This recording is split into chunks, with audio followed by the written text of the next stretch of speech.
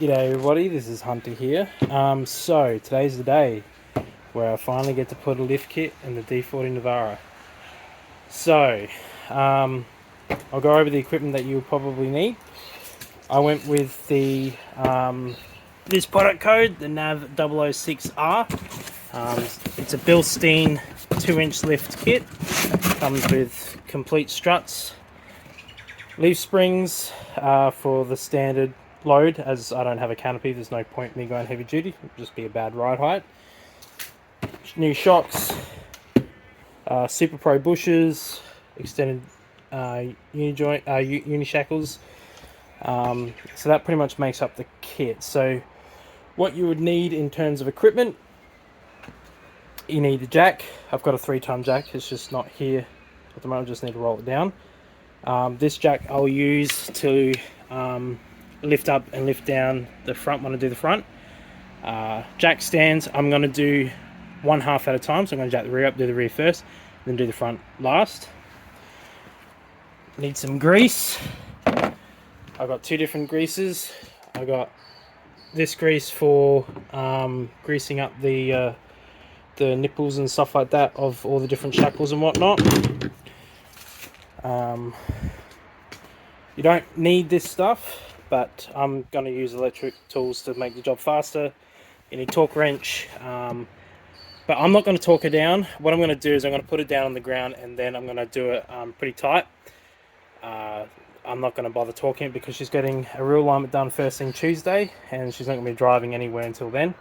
So there's no point me torquing it down when the boys, when they do the real alignment, they're just going to torque it anyway. So I'm just not going to bother, I'm just going to do it nice and tight so it won't come loose. Now, I bought this out just in case, but I very much doubt you will ever need it, and I'll need it. But I also bought my bushes, my bushing compression toolkit to help get bushes out if you need to. I'll probably end up using it to take out the bushes of the stock, because I'm going to take that to the scrap, and you get a little bit more money for it. And then obviously tools, your standard spanner sets and stuff like that, which I've got ratcheting spanners and I've got standard open end spanners, so I'll be able to get everything done. So that's all you need pretty much for the Navara. So I'm going to go into a little bit of a rant here. Alright, so the kit that I bought is a Fulcrum suspension system, but I didn't buy through Fulcrum, I bought through Spare Box. Now their advertising on the website stated that this kit can fit a bull bar and a wrench. It basically states it can fit everything. Turns out that was a little bit of misleading information. The spring sets that came with them on standard could not handle a bull bar. So I had to put a warranty claim through to get them swapped over with a HD equivalent of these springs. And then I had to pay to get them disassembled and reassembled. They did reimburse me the amount of money that I would pay for a non-assembled spring. But listen, the people at Spare Box are really nice, but I feel sorry for them. And this is a message to the owners of Spare Box. You guys need to put some money into your staff. The amount of time that this took to get here and to get done was too long. Any other company would have swapped over the warranty. Any other company would have double-checked their website so that way this doesn't happen. But you need to invest more money into your staff and your system. Your staff are underfunded and have hardly any manpower, and you can really tell by just how long it takes to communicate with someone. The people that I spoke to are really nice. They tried everything they possibly can, but unfortunately your company is fighting against your team. Your policies need reworking. For example, when this first happened, my warranty claim came through, I sent proof of information that these springs were sent to you. I had everything recorded and documented, so then that way if something was to happen during transport, I'm covered. But in any other circumstance, the company would have already sent the warranty out. I had to wait 2 weeks for this to actually end up turning up, and then I had to get it fitted. It's been basically almost a month of just back and forth communicating with getting it done. I just feel sorry for the team over there. Like, they're really nice people and they're trying really hard, but unfortunately your company needs some work. if you want to compete against Super Cheap and all that, you need to fix yourselves, because every single person that uses your system doesn't like it. It takes too long. Half the time you don't have stock, and you don't let anyone know until it's too late, and then they're waiting around. Communication and manpower is what you need. You could do really well. I hope you do really well, but just as a constructive criticism point, you guys really need to look at yourselves and fix yourselves, because it's just a joke. Yes, I paid significantly less for this than I would going through Fulcrum, but I did get the headaches from it. So just a little rant about it, and those people that communicated with me and helped me with it, thank you very much. You do a good job, but I just wish that the company would look after you a bit better. Okay, so now the next stage that I need to do before I even get the car jacked up is I need to assemble the shackles, and I need to assemble all the different bushes and stuff. There is insulation grease that they put in there. I do also have some, obviously, my grease if I don't have enough to do these bushes as well, but I'm pretty sure I'll be fine. Now the shackles, what you want to do is you want to have these nipples on the side that is easiest for you to service. So obviously I'm going to have mine on the outside of the body, just so that I can get in there and not have any dramas. Follow the instructions. It's really not that hard. Take your time, get it done, make sure everything's greased and lubed up, and then install it on your springs and all your other different bushings. So that's what I'm going to get onto now. You might need a vise to tighten these up properly. I don't have a vise, so that's going to be fun. I might have to do a trip down to my parents and use my old man's vise, but I think I'll be right. But anyway, I'll get started on this, and let's get to it. So what I'm going to do is I'm going to show you detailed instructions on how to do this vehicle properly, step by step. As I showed you before, we've got to do the bushes and whatnot. So I've already chocked the front wheels so she doesn't roll back. I'm going to lift the rear up and then put the chassis stands under the jack points, which are like there and there. Raise the vehicle up, and then I'm going to put the bushes together and then get started on fitting it.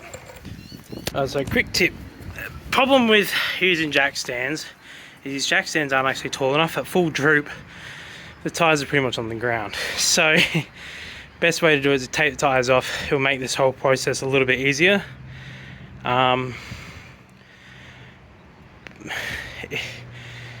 don't have to necessarily, but it does make it easier to do it. I might or might not take the tyres off. I still haven't really decided whether I'm going to do that or not. I'll keep the jack supporting it, but I'll just see how much room I've got under there. If I need to take the tyre off, I'll take the tyre off, but for now, actually, you know what, I'll probably take the tyre off just so I have more room to manoeuvre. Just be a little bit easier, I think. So yeah, I'm going to do one side at a time, so I'll take the shocks off so now I can drop. Before I do that, I'm going to unclip all the ABS lines and that, so I get a little bit more leverage and don't put too much tension on any of it. And yeah, it's time to start greasing those bushes and putting them together. Okay, so something a little bit interesting with the D40.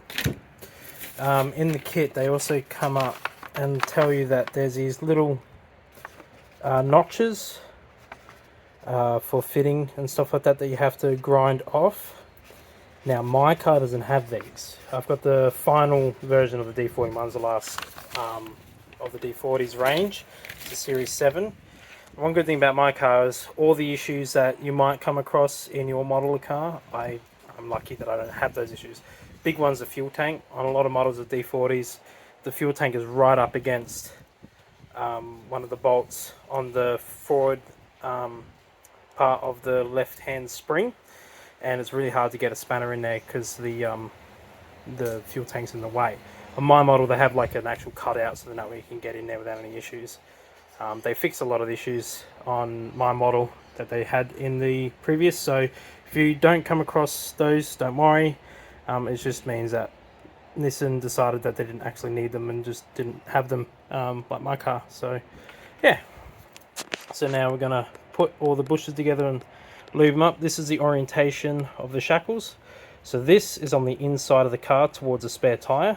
That's the top and that's the bottom. This connects to the spring, that connects to the chassis mountings, and this is obviously the left side of the car and this is obviously the right.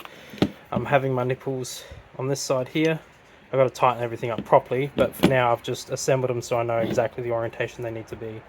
Just makes life a little bit easier, so I'll take these off and then tighten up the grease nipples properly. And I'll tighten this side up because this feeds in through the top. But I won't do it too crazy tight, I'll just do it tight enough so it doesn't wiggle too much and get out of place. So that's it. Okay, so I will say this, that the instructions are a little bit confusing because this is the part numbers and tells you what it's for. So these long ones here are for the top and these short ones here are for the bottom. Then these ones here are for the forward facing eyelets which connect directly to the chassis, because obviously these are connected to the chassis and not shackled. So that's how you tell them apart. You just got to use a little bit of brain power, but yeah. So short ones at the bottom, long ones at the top. Nice and easy, simple, straightforward. Alright, so these are the grease packets that come with them. It says to just grease the inside and the outside, and that's what I'm going to do. I'm also going to use gloves when I do it, just to save my hands. Alright, so they give you plenty of insulation grease. I was actually able to do pretty much all of these except but one, with one tube of grease. You don't have to, mine's a little bit caked, but you don't have to use this much, but that's alright. I'll clean it down a little bit so it's a little bit easier. So now I'm up to this stage here, which is these steel tube ones. So these fit in there like that. It's a little bit easier when they're you know, lubed up, but these ones go into here and they press in. You know you wouldn't be able to fit into there because they physically actually don't fit. So they only go one way, which is nice and easy. So these are the ones that face the front of the vehicle. So I'm going to lube these up and then I'm going to fit them in. So I'll fit these inside the eyelets and then I'm going to push the tube in one of them and then push the tube in the other. If worst comes to worst, I have to use my bush bearing kit to press them in, I'll do that. But that's the next stage. These ones I won't do just yet because I would like to get that out first and then I can figure out these ones. So I'm going to get started on that now. Okay, so she's in, the pins are in, the bushes are in, so that's all good, all lubed up and nice and ready to go. I end up having to use the bush removal and insulation kit. It's just super tight to do by hand, so I just use that to push the pins in. It is easier to insert the bushes first, then pins last. When I kept doing it the other way around, they're just super tight, so it was just easier doing it that way. But she's all in there ready to go. I think I'm going to do the fronts now. So yeah, so I'm ready to go. So now we're going to start taking the rear off. So the first thing I'm going to do is I'm going to undo the rear shock. I'm going to leave the tyres on, I've decided. It will just help with keeping tension on the suspension because I can use the jack to lift and unlift, and for safety reasons where if something goes wrong I won't get crushed. So I'll just leave the tyres on there. I should be able to work around them. If worst comes to worst, I'll just take them off. It's not the end of the world. So I've got the spanner sets ready to go, and we're going to first take off the suspension, the shock absorber, and then we're going to take off the uni joints. Not the uni joints, the shackle. Okay, so first things first, safety. Before I go into the car, do a shake test. She's pretty stable, she's not going anywhere, so I'll get started on it. Alright, so I've loosened up the ABS brake line. I can't loosen that line there, but I'm not going to drop it that far. That's also one of the reasons why I've also got the tyre on, because I can flex it a little bit more. So I'm going to now persist with loosening everything, taking this shock off first, loosening the uni joints, and then loosening these up and then taking it all apart. So that's what I'm going to do. Okay, so the shock's out. A little bit of a nip trick, right? So I got a little bit of support. I need just a little bit of support under the chassis, leave some pressure.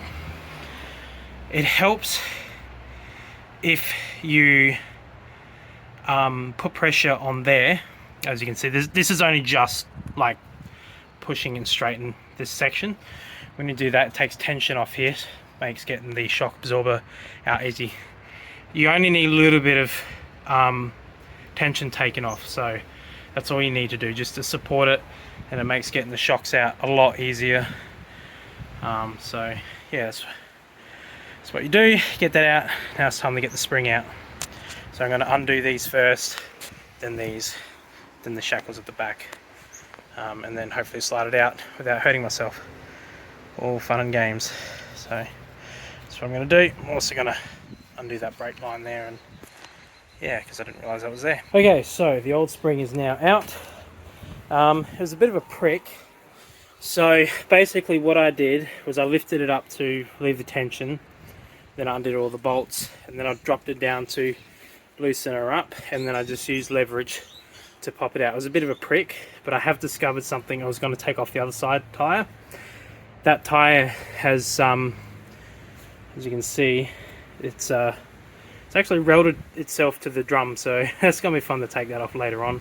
I'll just use a rubber mallet and bash it off, but I'm not impressed with that, that's for sure.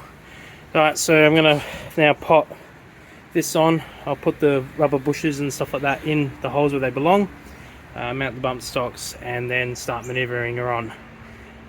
Hopefully I can do all this before the rain starts. The rear is a lot harder than the front. It's just because I'm by myself, so it's a bit more difficult, but yeah, so it's pretty simple. Take off your shocks, loosen up all your loosen up your brake lines, take off your shocks, jack the car up a little bit, release some pressure to get the shock off, get the shock out, then support that as well when you're doing the shock. It makes life a lot easier. And then yeah, then you just basically up and down to maneuver the spring off and then take her out. So this is now all ready to go in. So now it's just a matter of maneuvering it in, and then the hard part of getting the locator hole in there. So that's all going to be lots of fun and games when I get to that stage. Alright, let's get to it. Okay, so there was a bit of difficulty getting the rear shackle on. I couldn't put it on there and lift it up and put it up. It just was too hard, so I have to do it the other way. You have to press that in essentially. So what I did is I used a clamp to press it as far as possible to get the thread through, and then I just basically use the nut to push them, press them together. It's the only way to do it. It's a real pain in the ass, but might as well get it done. So she's in, so now I'm gonna maneuver this in, get her in, and get it to the mounting points and then lock her in. So I'll leave it there, and then I'll walk you through what I did in the next step. Okay, quick update. I am struggling a lot on my own. Basically what I'm stuck with at the moment is trying to get this in the locating hole. She's all in top and bottom, but nice and loose, so I can maneuver it around a bit. But yeah, I'm just struggling to get her to get in that locating hole. So I'm just going to keep trying at it until I get there, and then hopefully the other side will be easier. I doubt it, but yeah, this comes to the territory when you're doing something first. You tend to not be as efficient or quick as say a professional. So but this is how you learn. Okay, so the rear is all done. My torque wrench bloody died halfway through, but that's okay. The U-bolts aren't torqued up to 140 newton meters of torque, so when I take it to the shop I'll get them to have a look at it. So I'm going to go over it again from the start, just so that way it's easier. So you lift up the car, take the wheels off. It is easier without the wheels on, just take them off. First thing to do, take your shocks off, because the shocks will allow drooping. It will allow you to lower the diff. Take out the shackles. Undo the 3 pins, so the top one there and the bottom one and one there. Just undo them. Take off your shackles. Then what I find is the easiest thing to do is to actually take off that one first, and that will allow you some leverage to undo that side. Now on this side, because of the way the exhaust is in the way, I had to take off the mud flap just so I can get some clearance. That's only on the right hand side, so that allowed me to get it in and out without any issues. It also allowed me to get it in with the shackles as well a lot easier. For the left side, drop the spare tyre, or you could drop the spare tyre beforehand, doesn't matter, but dropping the spare tyre is a must. Same thing again, exact same process. Undo the shocks, U-bolts, loosen these two, then take that one out, then take those two out, and then you can slide it out. Now this side's a lot easier to do than the other side because you don't have the exhaust in the way. Now for assembling the parts, I found it easier to connect that up, push that in, get that bolt into there, put the nut on it but only have it very loose to allow some movement. Then maneuver it into the top there and try and squeeze them in using clamps if possible. Then lift from the rear diff, and depending on what luck you get on pull, you might need to put the U-bolts and the I keep saying U-joint, I don't know why, U-bolts and the shocks, and just maneuver it until you basically get that guide hole, which is at the bottom there, to seat in the hole. And then once you've done that, then just tighten everything up, just nip it up a little bit and then leave it a little bit loose, lower it, and then tighten everything up to the torque specifications. That's how you do the rear. Sounds easy, took me all day. That's because I was just having issues and then I was getting frustrated. And then, yeah, that's what happens when you get frustrated. You don't think things clearly. But anyway, got it done all by myself without any help. So so you can do it. It is doable. Just give yourself plenty of time. Do the fronts a little bit more straightforward. You jack her up, put her on jack stands. I've already chocked her, so make sure you do that. Ow, motherfucker. Loosen, you only need to loosen this bolt and this bolt on both the front of the control arm, or the stabilizer bar, or whatever I think it's a stabilizer bar. I'm so tired, so bear with me. Anyway, so you loosen those bolts there. You don't need to undo them, you just need to loosen them. Undo that bolt there. Push that out of the way by just simply twisting it down. Undo that bolt there. Undo the 3 bolts on top of the strut tower that retain it in. Pull her out. That's it. That's all you need to do. The D40 Navara is probably the easiest front strut to remove. Obviously you'll need to have a jack under here to lever this down and up to be able to maneuver that out as easy as possible, but it is pretty straightforward to get that up and out of the way. And then for assembly, it's just reverse, put the strut in, put the bolts at the top, do it up. Don't do it up too crazy tight, you need to allow some movement. Put in the bottom bolt by simply raising the lower control arm and line her up, and then put the bolt in and then put that back on. Now, a hot tip bit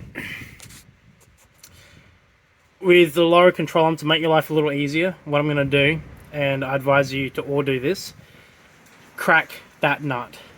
You don't need to do it loose, you just need to crack it just enough so it doesn't tear the rubber. It also allows more movement of your control arm. So that's what I'm going to do. I'm going to jack her up, I'm going to crack that nut, loosen these bolts, undo that, slide it out of the way, undo that bolt there, and then do the front and slide her out, and then in reverse, and then I'll just simply do that tight, but I won't torque it down because the boys down at Tyre Power are gonna, when they do the real alignment, they're gonna do that up for me. So yeah, and then obviously make sure don't forget to do them up as well. So that's it. That's the process on how to do the arm. I will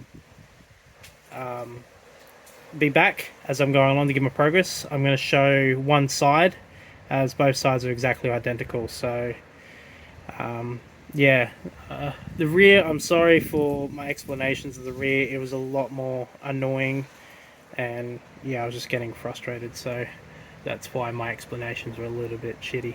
But this one's a lot simpler and easier to go through. Let's get this done. Alright, so she's off now. She's jacked up and the wheels are off. So first thing I'm going to do is take off the brake lines, just to give them a little bit more flexibility when I droop them down. I'm going to loosen those nuts down there. I think I'm able to get at them without having to take my bash plate off, which would be really nice. I'll loosen them. I'll crack the lower control arms, take that off, take that off, take that off, pull out, done. And then assembly is basically in reverse. So I'm going to get started doing that. I'll let you know how it goes. Okay, so the front actually takes smaller bolts than the rear, so everything is 17, 18 and even a 16. 16 is for the top strut tower. So she's all out. That's her there. That's the orientation that she came out in. So basically, yeah, I loosened that up, undid both sides so then that way I can maneuver that out of the way. Undid that bolt there. Raised the bottom of the strut tower up, so then that way I can gain access to the bolts up in there. Undid all them, let it drop down. Then lower it down so then that way it gives me enough room to just pull it out. It's so much easier than the rear. Quite happy with how easy it is on this car. So now we're just basically going to do it in reverse. It might be a little bit more difficult putting a new strut tower in as it is longer, but should be alright. G'day everybody, so it is day 2 of trying to do this. Alright, I'm going to level with you. I can't do it. It's not because I don't have the skills or the knowledge to be able to put the strut in. I've got it plenty. I've literally taken everything out, which you normally don't need to go this far. Normally you would only need to take the upper ball joint and swing it all out and then lower it and then jack her in. But the problem is the strut towers are not on straight on the new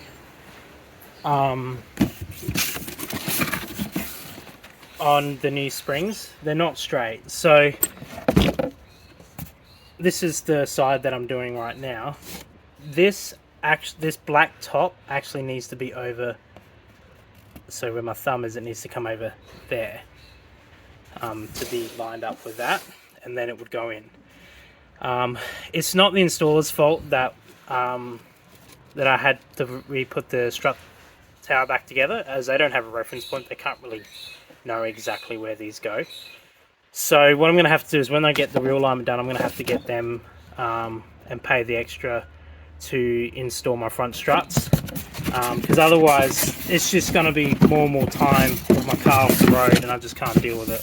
It's not my fault, it's not really their fault, so I'm going to have to put everything back together, which is a huge pain in the ass because I've been taking this apart, putting it back together, taking it apart, putting it back together, trying to figure out why she's not going in, and then I figured out that's why. So I even took the brake caliper off, which you don't normally need to do. Took the rotor off to try and drop down as much as possible to get her in, and she just wouldn't go. So that's the problem. The problem is just that simple. It's not lining up, so she won't go in. It's really disappointing to spend this amount of time to then find out that your parts aren't quite set up right. So it's just the things that happen. So I can't rotate that strut tower. I do not have the tools to do that. I don't have a spring compression tool to do that.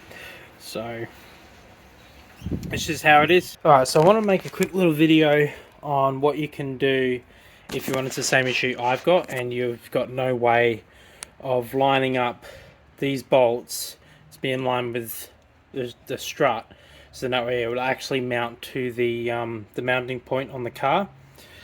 So it is a hard thing to do, especially if you don't have spring compressors, because normally what you would do is you get spring compressors, reduce the tension just a bit, and then you can just rotate the top hat, because all that is like sandwich between that bushing and then that bushing up there. So it does spin on its own, but with the pressure from the spring, it's quite difficult to do. If you don't have that, what you can do is you can stick that end in the vise, or you can even stick it in the mounting point of the control arm and put the bolt through and do the bolt up.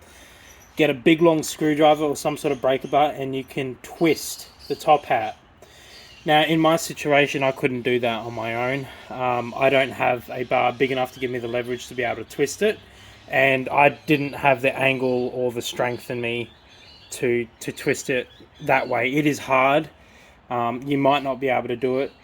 I was pretty sore and weak after day 2, so I just didn't have the strength to do it, to be honest. I'm not a fucking titan or anything like that, so you can do it that way, but I just thought it was easier for me to just get it done, just get over and done with it. I didn't have time to fuck around, so yeah, just thought I would give that little tidbit, because online it's really hard to find information on how to do it. But yeah, that's what you do if you do run into that problem and you've got no other way of getting it fixed and you don't want to pay someone. You can do it yourself, but it is hard. It's not an easy feat. But anyway, I'm going to show you how to do it anyway. So to get the old stock strut out, you undo that on the other side, loosen those 2 bolts there, crack both the lower control arms and crack the upper control arms as well. Just need to break the seal so they don't pull on the rubbers. Then you move that out of the way, then you undo that bolt, then you raise the lower control arm to undo the top strut tower bolts, lower it down, pull the strut tower out. Then to assemble the new part, you will need to actually undo this upper ball joint, so then that we can swing that out, assuring that no tensions on the lines. If it was done correctly, I wouldn't have need to take out the brake caliper, but I just wanted to double check to make sure that I didn't need to drop this down as far as possible. Anyway, undo the top ball joint. The way I pop the top ball joint is this doohickey. I just simply put that on there and undo it. It's a really good one actually, because it doesn't even damage the rubbers on the ball joints, so that's really good. Pop that out, lever that out of the way. I also undid that as well, just to give a bit more clearance, and that way this can swing right out of the way. So the tie rod end, put your new strut in, do up the top. Then what I would do is I would put the top upper control arm ball joint back in here, and then I would just do it loosely. Then I would probably do the tie rod end as well, just loosely. Then I would lift up the bottom lower control arm to then put the strut bolt in and tighten her up, and then just simply reassemble and then do all that. So that's how you do it. I obviously can't do it that way. But anyway, that's how you do it. I hope this helps for those people that are wanting to do this. I'm really sorry that I couldn't actually show it step by step. It's been really frustrating for me, so yeah. So today's the day, it's Tuesday. I'm gonna go to my appointment to get the rear alignment done, and fingers crossed they can install the struts for me. Otherwise I'm gonna have to do this another day. It's just a matter of whether they've got time or not, because these guys get pretty booked out. I can't do the struts myself, and it's for this reason. So great news, they're gonna do it, so it's all gonna get done today. I'm really excited. So I don't know what the fuck this cunt's doing. I hate it when people indicate like 10 minutes before they actually fucking change. So apparently it's a common thing with the top hats where they kind of out of alignment, and you actually, he said it happens a lot, and it says it only needs to be out by a little bit and you can't do it. So he's going to go and install the struts, then go over all my work, because I asked him to torque things down because my torque wrench just couldn't handle it. And yeah, should be done today, and it's going to cost me about $255 putting the wheel alignment, so I'm actually happy with that. So it'd be good to finally have the lift The drive in was a bit interesting because the front end was like really low and the rear end is really high. Alright, so she's all done now. Just got it back from Tyre Power. Front struts are in. Yeah, they needed to be rotated, so I had to pay them to do it. Normally they'll just go straight in without any issues. Yeah, about 50 mil in the front, 50 mil in the rear again. You can see how much space got on here now, so she's definitely a lot taller. That's good, really good. So she drives alright too, not getting any scraping or anything like that. So anyway, that's how you do a lift kit in a D40 Navara, in about a roundabout way of doing it. You can do it yourself. I just happen to have a series of bad luck, so yeah, normally what happened to me wouldn't happen to anyone else. So it's just how things are. But yeah, pretty happy about it. She's in, so have to take her down and across, take her out full driving and see how she goes. Thank you everybody, and I hope this video has been helpful, and hope you have a good day / night depending where you are in the world.